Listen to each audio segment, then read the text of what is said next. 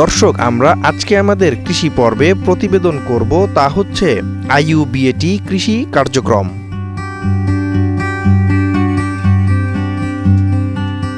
বাংলাদেশের প্রথম বেসরকারি বিশ্ববিদ্যালয় হিসেবে ৩৪ বছরে পদার্পণ করেছে international university of business agriculture and technology IUBAT। ১৯৯১ সালে শিক্ষাবিদ অধ্যাপক ডক্টর এম আলিম উল্লাহ মিয়ান দেশের প্রতিটি গ্রাম থেকে অন্তত একজন পেশাদার স্নাতক তৈরির লক্ষ্য নিয়ে এই বিশ্ববিদ্যালয় প্রতিষ্ঠা করেন। ঢাকার ২০ বিঘার সবুজ ক্যাম্পাসে ৬টি অনুষদের অধীনে ১৪টি প্রোগ্রাম পরিচালিত হচ্ছে। এখানে কয়েক হাজার শিক্ষার্থী ভবিষ্যতের জন্য নিজেদের প্রস্তুত করছে।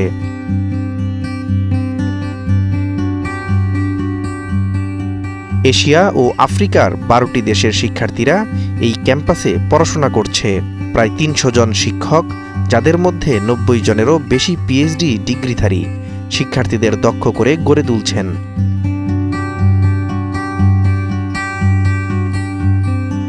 IUBAT এর কৃষি অনুষদ প্রতিষ্ঠালগ্ন থেকে bachelor of science in agriculture degree প্রদান করে আসছে এবং বেসরকারি বিশ্ববিদ্যালয়ের মধ্যে প্রথম BSAG প্রোগ্রাম চালু করেছে।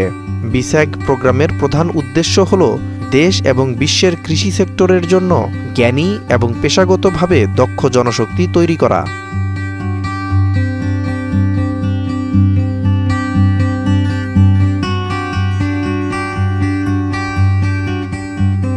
সে লক্ষ্যে IUBAT এর কৃষি অনুষদ গাজীপুরের রাজেন্দ্রপুরে ১৮ বিঘা জমির উপর IUBAT কৃষি গবেষণা স্টেশন চালু করেছে, যা কৃষি অনুষদের অভিজ্ঞ ২৬ জন PhD ডিগ্রিধারী শিক্ষক মণ্ডলী দ্বারা পরিচালিত হচ্ছে, যেখানে শিক্ষার্থীদের হাতে কলমে প্রশিক্ষণ প্রদান ও মাঠ গবেষণার ক্ষেত্র তৈরি হয়েছে। বিভিন্ন নিউট্রিয়েন্ট ম্যানেজমেন্টের উপর ভিত্তি করে ক্যাপসিকামের ফলনের উপর গবেষণা। আমরা এখানে মিষ্টি মরিচের ২টি জাত নিয়ে কাজ করছি। একটা হচ্ছে বাড়ি মিষ্টি মরিচ ১ এবং বাড়ি মিষ্টি মরিচ ২। আমরা মিষ্টি মরিচের উচ্চতর ফলন এবং পুষ্টিমান ভালো করার জন্য ৫ ধরনের সারের ব্যবহারের উপর প্রতিক্রিয়া লক্ষ্য করছি এবং আমরা এটা দেখব যে কোন ধরনের সারের উপর ভিত্তি করে ফলন কেমন হয় এবং মাটির গুণাগুণের কি পরিবর্তন হয়। আমরা এখানে ক্যাপসিকামের ২টা ভ্যারাইটি নিয়ে কাজ করছি। একটা হচ্ছে বাড়ি সুইট পেপার 1 এবং আরেকটা হচ্ছে বাড়ি সুইট পেপার 2। এদের মধ্যে বাড়ি সুইট পেপার 1 যেটা, সেটা পরিপক্ক অবস্থায় লাল বর্ণ ধারণ করবে এবং বাড়ি সুইট পেপার 2 যেটা, সেটা পরিপক্ক অবস্থায় হলুদ বর্ণ ধারণ করবে। এবং আমরা এখানে যে কাজটি করছি সেটা হচ্ছে আমরা 2টা ভ্যারাইটির উপর কাজ করছি এবং 5 ধরনের নিউট্রিয়েন্ট এলিমেন্টের উপরে কাজ করছি। সেখানে আমরা ব্যালেন্স ফার্টিলাইজার ইউজ করছি, যাতে আমরা এটা দেখতে পারি যে আমাদের গাছগুলো, ফলগুলো এবং যে মাটির উপর আমরা রিসার্চটা করছি, মাটিটা পরিপক্ক বা ফসল তোলার পর কেমনটা রেসপন্স করে নিউট্রিয়েন্টসের উপর। আর আমরা প্রথমে আমাদের সয়েলের পিএইচটা নিয়েছি, নিউট্রিয়েন্ট কন্টেন্টগুলো আমরা আলাদা করে রেখে দিচ্ছি এবং ক্রপ ওঠার পরে আমরা দেখব যে আমাদের ক্রপের সাইজটা কতটুকু, এর ভিতরে নিউট্রিয়েন্টটা কেমন আছে এবং কোন নিউট্রিয়েন্ট ভ্যারাইটির উপর গাছটা কত বড় হয় এবং কী পরিমাণ ফসলটা আমরা পাই। বিটি বেগুন বৃদ্ধি, ফলন এবং পুষ্টি উপাদানের উপর বায়োচারের বিভিন্ন ডোজের প্রভাব। বেগুন বাংলাদেশের একটি গুরুত্বপূর্ণ সবজি ফসল।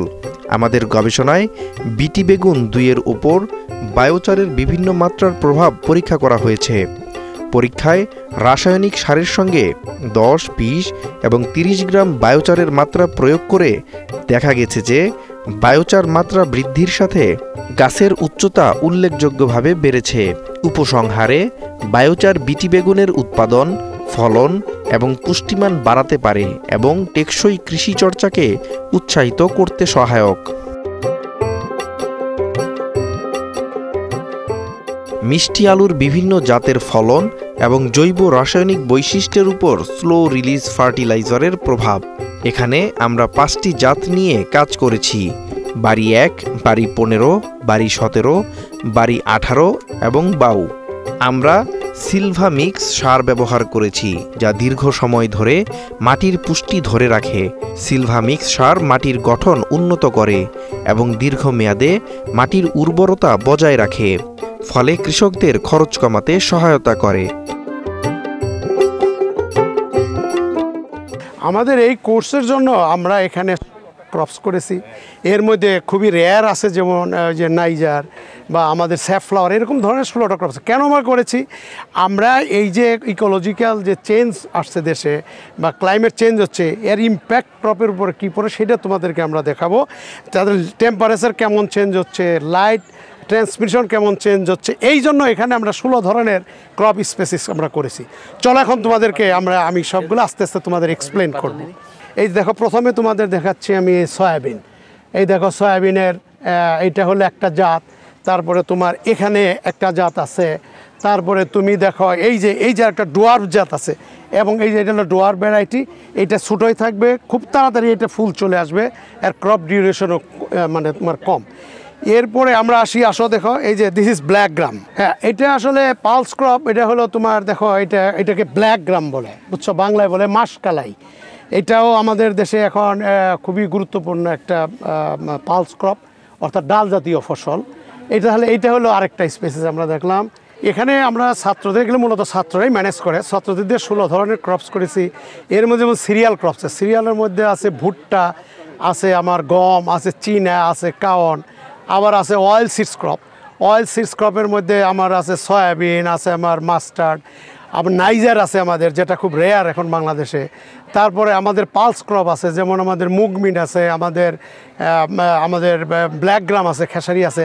এখন এই ছাত্রদের যেহেতু এই কোর্সের নাম হলো crop ecology and plant climatology, এইটার পারপাসটা হলো যে ছাত্ররা এই যে ক্লাইমেট চেঞ্জের সাথে সাথে এই ক্রপগুলো কীভাবে সেটাকে অ্যাডাপ্ট করে সেটা দেখানোর জন্য। এই জন্য আমরা এই প্রত্যেকটা ক্রপের লিফ টেম্পারেচার মাপি, তারপর প্রত্যেকটা ক্রপের আমরা লাইট এক্সটিংশন দেখি।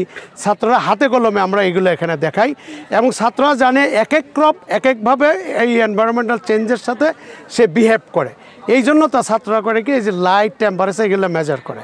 এবং লাইট মেজার করে কেন? তারা জানতে চায় যে এই ক্রপের মধ্যে এই লাইট যে ফটোসিনথেসিসের মধ্যে ব্যবহার হয়, তাদের মধ্যে এফিসিয়েন্সির কোনো ডিফারেন্স তাদের মধ্যে আছে কিনা, যার জন্য আমরা এখানে 16টা ক্রপসই রেখেছি।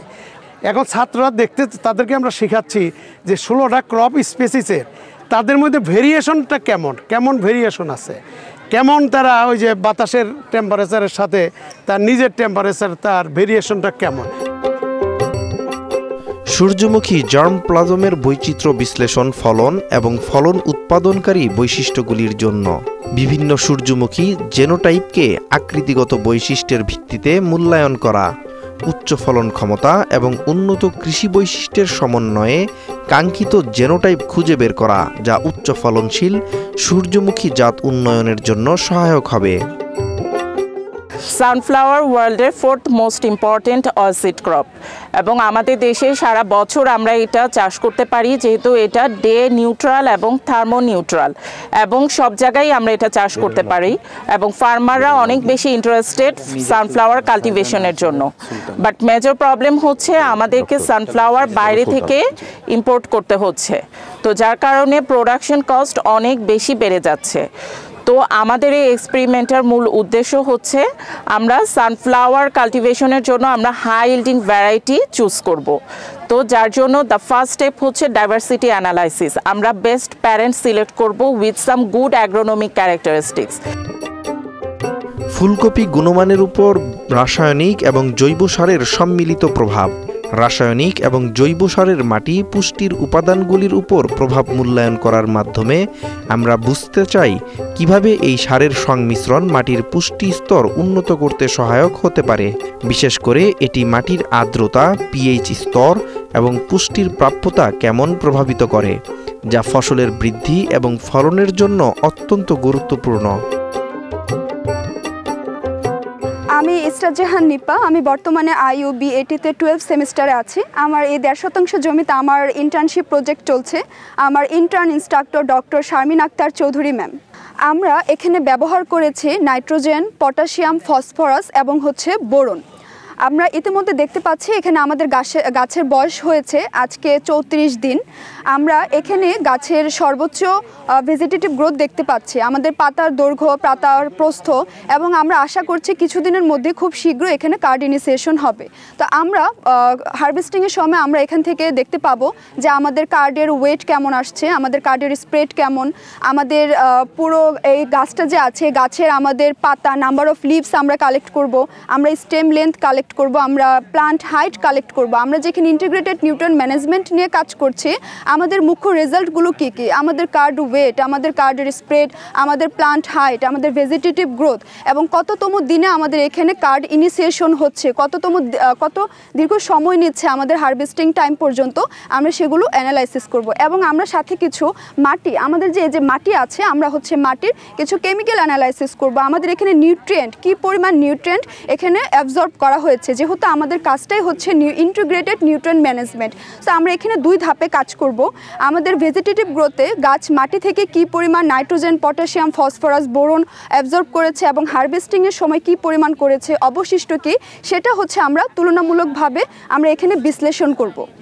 ন্যানো ফার্টিলাইজার মূলত যে ট্র্যাডিশনাল আমাদের ফার্টিলাইজারগুলো রয়েছে তার চেয়ে এটা একটু প্রিসাইজ ফর্মে, এনক্যাপসুলেটেড ফর্মে, যেটা থেকে আসলে আমরা এই ন্যানো ফার্টিলাইজারটা নিউট্রিয়েন্ট অ্যাবজর্বটা খুব স্লোলি সয়েলের ভিতরে যায়, মাটির ভিতরে যায়, যার কারণে যে ট্র্যাডিশনাল ফার্টিলাইজারগুলো রয়েছে সেখান থেকে যারা নিউট্রিয়েন্টটা যে প্লান্ট যে নিউট্রিয়েন্ট নিবে সেই নিউট্রিয়েন্টটা মানে আর কি রাইট ওয়েতে স্মুথলি নিতে পারে না। যেখানে ন্যানো ফার্টিলাইজার ওখান থেকে যে নিউট্রিয়েন্ট ইউজ এফিসিয়েন্সিটা সে খুব স্মুথলি নিতে পারে, এবং যে আমরা যে ক্রপে যে পানি দিই সেটা সে ওয়াটার লসটা রিডিউস করতে হেল্প করে। তো যার কারণে এখানে অনেকগুলো আমরা ভেজিটেবল ক্রপসের উপরে এই ন্যানো ফার্টিলাইজারের ইফেক্টটা আমরা দেখার চেষ্টা করতেছি। তো আমরা এতক্ষণ যে ন্যানোর উপরে যে কথা বললাম এবং তার বিভিন্ন সুবিধার কথাগুলো বললাম, কিছু অসুবিধার কথা বললাম, তা এখন আমরা সরাসরি এটা মাঠে যাব। মাঠে যে আমাদের বিভিন্ন ট্রায়াল চলতেছে বিভিন্ন ক্রপসের উপরে, তো সেখানে আমরা দেখব যে ন্যানো ফার্টিলাইজারের ইফেক্টটা কেমন, তা আমরা সরাসরি এখন মাঠে যাই দেখব।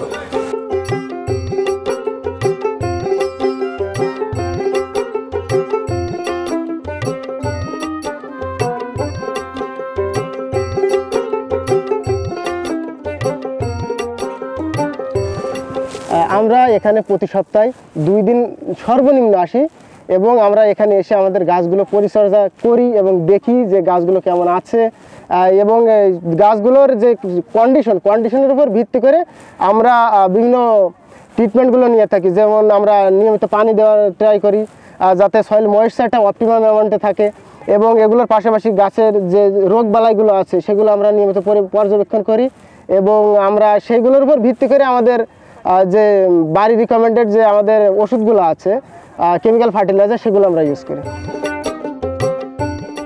রাজেন্দ্রপুরের IARSA 3টি হাইব্রিড ভুট্টা জাতের উপর টপিংয়ের প্রভাব নিয়ে একটি গবেষণা পরিচালিত হয়েছে। এই গবেষণার মূল উদ্দেশ্য ছিল টপিং প্রযুক্তি ভুট্টা গাছের বৃদ্ধি, ফলনের মান এবং মোট উৎপাদনশীলতার উপর কী প্রভাব ফেলে তা নির্ধারণ করা। এছাড়া ভুট্টার শীষ এবং দানা গঠনে টপিংয়ের ভূমিকা এবং কৃষি ব্যবস্থায় এর সম্ভাব্য কার্যকারিতা যাচাই করা।